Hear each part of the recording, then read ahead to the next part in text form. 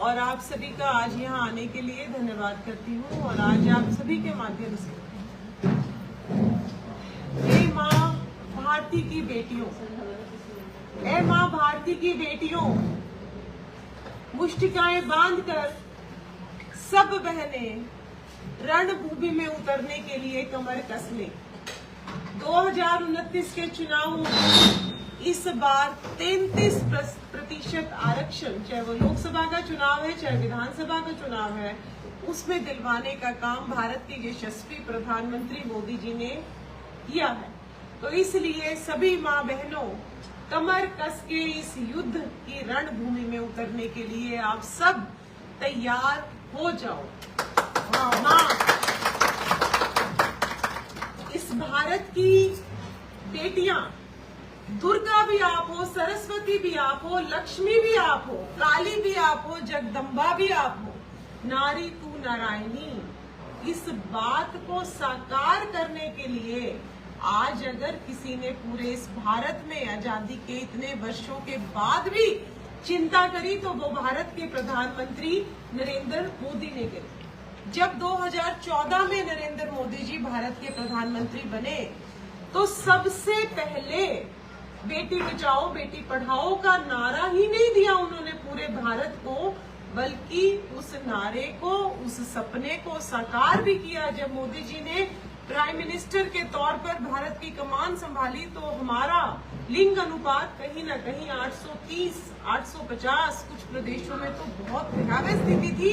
और आज उनके प्रयासों से लगातार ये लिंग अनुपात कहीं ना कहीं 930 तक पहुंचा।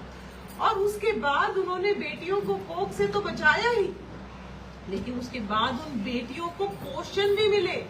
पोषण अभियान के तहत आज 9 करोड़ से भी ज्यादा बच्चियों को, गर्भवती माताओं को, दूध पिलाने वाली माताओं को आज सुरक्षित और अच्छा पोषण देने की चिंता भारतीय जनता पार्टी की सरकार कर रही है। मिशन इंद्रधनुष के तहत हमारी बच्चियों का टीकाकरण हो रहा है और इन्हीं योजनाओं के तहत ये बेटियां बढ़े, ये बेटियां सुरक्षित रहें। और इन बेटियों की सुरक्षा के लिए आज 112 नंबर हेल्पलाइन है, कहीं से भी फोन करो, बेटियों को कहीं छोड़ के आना हो, हमारी गाड़ियां उपलब्ध रहती हैं। साथ ही साथ हमारी छोटी बच्चियों के साथ दुष्कर्म हो जाता था, कहीं सुनवाई नहीं होती थी। आज मृत्यु दंड का प्रावधान भी अगर किसी ने करवाया तो वो नरेंद्र मोदी ने करवाया कि बेटियों के साथ दुष्कर्म वाले लोग ऐसे ही ना खुले इस हवा में घूमते रहे। हर स्तर पर बेटियों की सुरक्षा मोदी जी ने करी। जब बेटियां कोख में बची, जब बेटियों का पालन पोषण ठीक हुआ, लाल किले की प्राचीर से माओ को ये आह्वान करने वाला पहला प्रधानमंत्री की बेटियों की खिचड़ी में भी घी डाल लो, खाली बेटों को ही नहीं खिचड़ी में घी डाल के देना, बेटियों के पोषण की भी चिंता कर लो। तो ऐसा प्रधानमंत्री, जब द्रौपदी का चीर हरण हुआ तो उसको चीर देने के लिए भगवान कृष्ण आए इस धरती पर। जब भारत में इतने वर्षों से कांग्रेस की सरकार रही, इंदिरा गांधी स्वयं प्रधानमंत्री रही महिला होते हुए भी, सोनिया गांधी राष्ट्रीय अध्यक्ष रही कांग्रेस पार्टी की, मेजोरिटी में सरकार थी, चाहे वो लोकसभा थी चाहे राज्यसभा थी, लेकिन इच्छा शक्ति नहीं थी कि महिलाओं को उनके अधिकार दिलवाने की चिंता सोनिया गांधी या इंदिरा गांधी करती। उन महिलाओं को उनके अधिकार दिलवाने की चिंता मोदी जी ने करी। आज वो भारत की बेटियों के पिता के रूप में, भाई के रूप में, सखा के रूप में आज आके खड़े हुए और जो भारत की बेटियों के अधिकारों का हरण हो रहा था, उन अधिकारों को उनको दिलवाने की चिंता भारत के प्रधानमंत्री ने करी। जब भारत की बेटियां कोख में बची, उनका पोषण ठीक से हुआ तो उन बेटियों को शिक्षा मिले, तो उन बेटियों की शिक्षा की चिंता करी। चाहे वो आज नेशनल हमारी राष्ट्रीय मिलिट्री एकेडमी थी, चाहे राष्ट्रीय सैनिक स्कूल थे, जिन स्कूलों में बेटियों का प्रवेश निषेध था, उन स्कूलों में बेटियों को एडमिशन दिलवाने की चिंता मोदी जी ने करी। और फिर इस चिंता के साथ बेटियां को फिर बची। बेटियां पोषण अच्छा लेकर शारीरिक तौर पर मजबूत हुई, बेटियों को शिक्षा मिली, हर सैनिक स्कूल में बेटियों को प्रवेश मिला। आज चाहे थल सेना है, चाहे जल सेना है, चाहे हमारी वायु सेना है, उनमें महिला फाइटर पायलट्स किस गर्व के साथ आसमान में उड़ान भरती हैं। ये भारत की बेटियों को अपने सपने साकार करने के लिए उनके पंखों में मजबूती भरने का काम हमारे देश के प्रधानमंत्री मोदी जी ने किया। फिर जो हमारी भारत की गृहिणियां, उनको उनके अंदर एक आत्मविश्वास, किस तरीके से मोदी जी ने भारत की आम गृहिणियों के अंदर आत्मविश्वास भरने का काम किया कि आप देखिए कि शौचालय जब घरों में नहीं थे और बेटियां शाम तक इंतजार करती थी और वहां उनके साथ दुर्घटनाएं भी हो जाती थी और उनके स्वास्थ्य पर भी खराब असर पड़ता था। 12 करोड़ भारत की महिलाओं को स्वच्छ शौचालय दिलवाने का काम मोदी जी ने किया। 11 करोड़ से ज्यादा बहनों को स्वस्थ ईंधन, वो चूल्हे के ऊपर फूकते थी, क्या बोलते हैं उसको, धोपनी से जब हवा मारती थी तो कहीं ना कहीं गंदी हवा से उनके फेफड़े खराब होते थे, टीबी की शिकायत होती थी। वो बेचारी नॉन स्मोकर्स होने के बावजूद भी 100 सिगरेटों का धुआं एक दिन में पी जाती थी। उनको स्वच्छ ईंधन दिलवाने का काम किया। भारत की महिलाएं बेचारी रसोई में भी काम करती थी, खेत में भी काम करती थी और फिर पानी लाने की भी जिम्मेवारी उन्हीं की थी। 15 करोड़ से ज्यादा घरों में आज उनकी रसोई में नल से जल पहुंचाने का और वो स्वच्छ पीने लायक जल पहुंचाने का काम मोदी जी ने किया। आज भारत की बेटियां जब उनके घर की रजिस्ट्री उनके नाम पर होती है और उनके घर के बाहर से सम्मान, आज जो घर के बाहर हमारे नेम प्लेट लगती है उस पे जब भारत की महिलाओं की नेम प्लेट लगती है तो ऐसे 4 करोड़ से ज्यादा आवास देने का काम भारत के प्रधानमंत्री ने किया। तो नारियों को एक सम्मान, कुआं पूजा जाता था, बेटों के लिए कुआं पूजा जाता था। जब बेटियां पैदा होती थी तो कुआं पूजने की रस्म इस देश में नहीं थी। एक ऐसा देश जिसकी इतनी पुरानी संस्कृति है, जहां पर सीता ने स्वयं अपने वर का चयन किया, जहां पर कभी भी हमने दुर्गा को, सरस्वती को, लक्ष्मी को, रानी झांसी बाई को, अहिल्या जी को हमने कभी घूंघट में नहीं देखा। ऐसी प्राचीन और ऐसी विशाल संस्कृति हमारे देश की थी, लेकिन इतनी महान संस्कृति, इतनी विरासत, गौरवमयी विरासत होने के बाद भी महिलाओं को उनके अधिकार नहीं मिल रहे थे, महिलाओं को सम्मान नहीं मिल रहा था। बेटियां पैदा होती थी तो कोई कुआं पूजन नहीं होता था, बेटियां पैदा होती थी तो कोई थाली नहीं बचती थी। बेटा पैदा होगा तो थाली बचेगी, बेटे पैदा होंगे तो कुआं पूजन होगा। उन सारी की सारी जो हमारी विकृत मानसिकता हो गई थी कि बेटियों को हम चाहते ही नहीं, तो सारी मानसिकता से बाहर निकालने का काम आज मोदी जी ने किया। जब गांव में बेटियां होती हैं तो कुआं पूजा जाने लगा है उन बेटियों के लिए भी। बेटियों के पैदा होने पर भी आज ताली बजने लगी है गांव में। तो वो छोटी छोटी सी बातें जिनकी वजह से हम बेटियों में हीन भावना रहती थी, वो छोटी छोटी सी बातें जिनकी वजह से बेटियों को लगता था कि हम इस देश के बेटों से पीछे हैं, उन सारी दुर्भावनाओं से निकालने का काम आज मोदी जी के वो लगातार 10 साल प्रयास चलते रहे। आज आयुष्मान भारत योजना के तहत 1 रुपए में बेटियों को जन औषधि केंद्र से हमारे को सैनिटरी पैड भी दिलवाने की चिंता हमारे प्रधानमंत्री ने करी। तो बेटियों का हर क्षेत्र, चाहे उनके अंदर सुरक्षा की भावना हो, चाहे उनके अंदर पढ़ाई की एक जज्बा जगाना हो, चाहे उनका उन कॉलेजेस में प्रवेश सुनिश्चित करवाना हो, चाहे हमने बेटियों को अपने पैरों पर खड़ा करना हो। बेटियां शरीर से विकसित हो जाएंगी, मानसिक रूप से विकसित हो जाएंगी, पढ़ लिख लेंगी, सब कुछ कर लेंगी, लेकिन अगर वो अपने पैरों पर नहीं खड़ी होंगी तब भी वो पुरुषों के साथ बराबरी नहीं कर पाएंगी। तो आज 35 करोड़ से ज्यादा महिलाओं के जनधन खाते खुलवाने का काम किसी ने किया तो भारतीय जनता पार्टी ने किया। 35 करोड़ से ज्यादा बहनों को मुद्रा लोन दिलवाने का काम किया तो वो भारतीय जनता पार्टी की सरकारों ने किया। आज लाडो लक्ष्मी योजना के तहत 2100 रुपए जो आज हरियाणा की बेटियों को भी मिल रहे हैं तो वो हरियाणा के यशस्वी मुख्यमंत्री ने किया। आज 50% से ज्यादा पंचायतों में आज भारत में गांवों की जो हमारी बेटियां हैं, माताएं हैं, वो गर्व से सरपंच बन के जब बाहर निकलती हैं तो हमारा सीना जो है वो गर्व से भर जाता है। तो वो जो महिलाओं को 50% पंचायतों में आरक्षण दिलवाने का काम किया तो वो भारतीय जनता पार्टी की सरकार ने किया। और इसके विपरीत कांग्रेस इतने समय शासन में रही, ममता बनर्जी इतने समय से शासन में रही, लेकिन कभी भी इतनी हिम्मत नहीं कर पाई कि महिलाओं को उनका अधिकार दिलवाएं।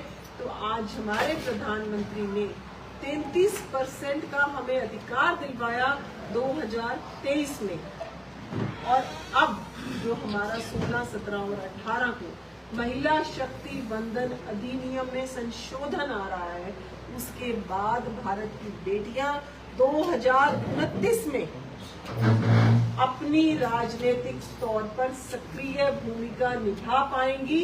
और आने वाली संसद हो या विधानसभा हो, उसमें ये महिला शक्ति 33% आपको उस संसद में, विधानसभा में और लोकसभा में आज आपको निर्णायक भूमिका में नजर आएंगी। तो इसके लिए आज हम मोदी जी का धन्यवाद करते हैं और इस बिल का समर्थन करते हैं कि महिलाओं को, जो आधी आबादी भारत की है, उनको अपना अधिकार मिलना चाहिए। हम सब बहनें आज एक बड़ी नारी शक्ति यहाँ पर एकत्रित हुई है, तो हम सब बहनें मोदी जी का इस बिल को 2029 से लाने के लिए उनका समर्थन करते हैं, उनका धन्यवाद करते हैं। और आप सभी के चैनल के माध्यम से मैं फिर से पूरी की पूरी भारत की मातृशक्ति को, पूरे के पूरे भारत की वीरांगनाओं को फिर से प्रार्थना करती हूँ कि दोनों मुष्टिकाएं बांध के, कमर कस के इस बार लोकसभा और विधानसभा के चुनावों में, क्योंकि आज मोदी जी ने हमारे को हर तरीके से मजबूत किया है, चाहे हमारी 10 करोड़ बहनें भारत की सेल्फ हेल्प ग्रुप के माध्यम से, चाहे 3 करोड़ बहनें लखपति दीदी के माध्यम से, ड्रोन दीदी के माध्यम से, हर क्षेत्र में मोदी जी ने हमको मजबूत किया है। तो आओ हम सभी बहनें मुष्टिकाएं बंद करके, कमर कस के, जो 2029 का रण होगा उसमें अपनी भूमिकाएं निभाने के लिए हम सब तैयार हो जाए। और इसके लिए हम मां भारती के लिए एक सुंदर सा उद्घोष लगाएंगे, भारत माता की जय, भारत माता की जय, मोदी जी को जय श्री राम, मोदी जी को जय श्री राम, मोदी जी को जय श्री राम। बहुत बहुत धन्यवाद, बहुत बहुत आभार आप सभी का आज यहाँ आने के। लव जिहाद के नए मामले लगातार बढ़ रहे हैं, इसके लिए सरकारें क्या कर रही हैं? लव जिहाद का जिस तरीके से हर रोज मामले बढ़ रहे हैं, आपने देखा कि योगी जी ने लव जिहाद के विरोध में एक सख्त कानून वो यूपी में लेकर आए हैं, और उसी तरीके से आज बाकी की सरकारें भी ये चिंता करेगी कि कहीं पर भी लव जिहाद के मामले अगर कोई आते हैं तो उनके खिलाफ सख्त कार्रवाई करने की। केंद्र सरकार कब लेके आ रही है, या ला चुकी है पहले लव जिहाद के खिलाफ? केंद्र सरकार ने अभी मेरे ख्याल से ये वाला बिल तो आया है कि आप किसी को भी जबरदस्ती धर्म परिवर्तन के लिए बाध्य नहीं कर सकते। अगर कोई किसी को जबरदस्ती धर्म परिवर्तन के लिए बाध्य करता है तो उसके खिलाफ एक्शन होगा।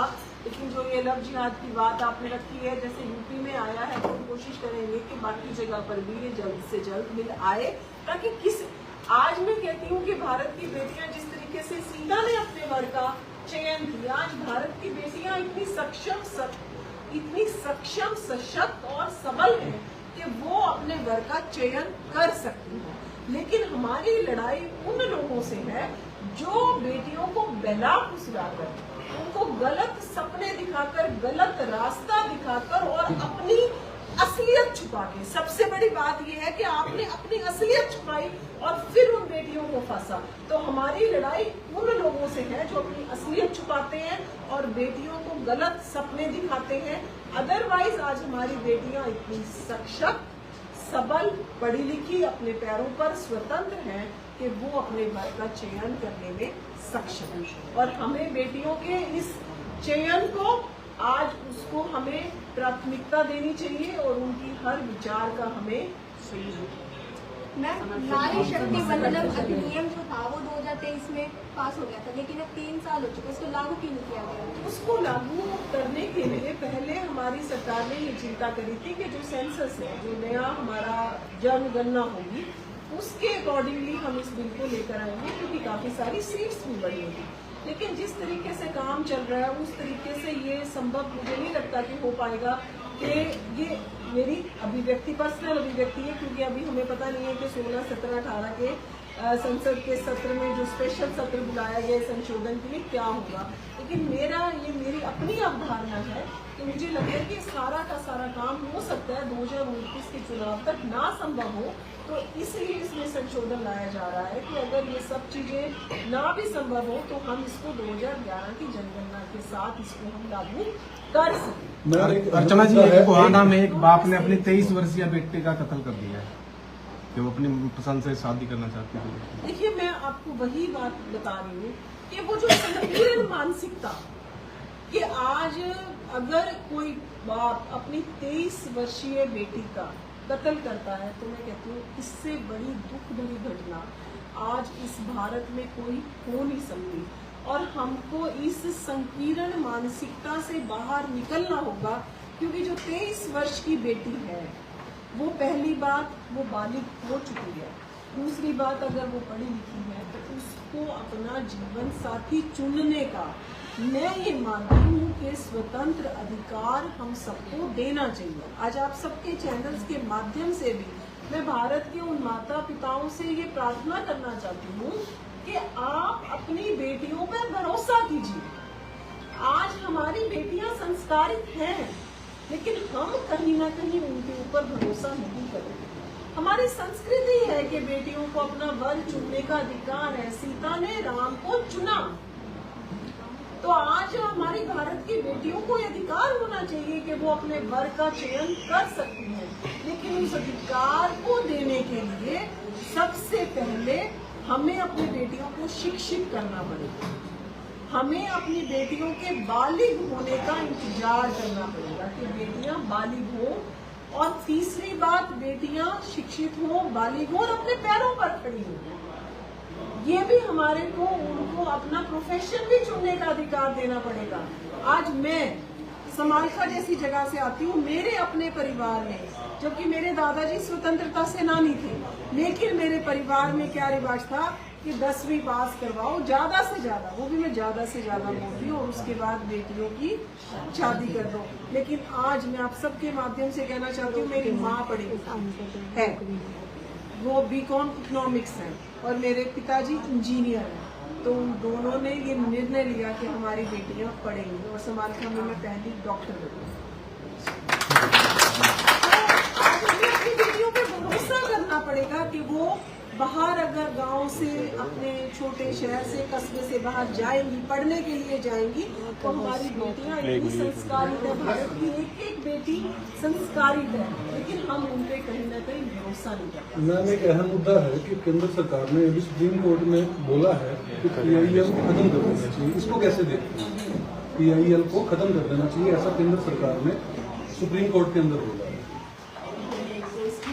ये क्या ठीक है कि PIL क्योंकि जनता के मुद्दों को उठाने वाली याचिका है, उसको खत्म करना बारे में मैं एग्जैक्ट दिन इसलिए कर नहीं सकती क्योंकि 5-6 दिन से इसी अभियान में लगे हुए हैं, तो मैं आपको एग्जैक्ट नहीं बता सकती कि क्या विषय है। गलत कोई कितनी देर में वो भी ठीक बात नहीं है। मैम, आपने गांव में शिक्षा की बात की, लेकिन गांव के एक स्कूल में बच्चे के साथ 1-2 बार यौन काम किया गया, वो शिक्षक आज भी सजा से मुझे सजा मिलनी चाहिए। वो बाहर है, वो परिवार है, वो न्याय के लिए दर की ठोकरें खा रहे हैं।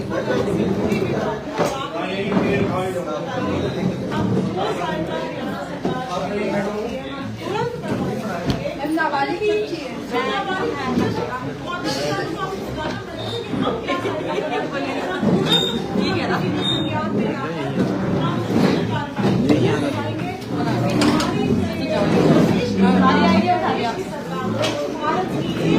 कंपनी होगी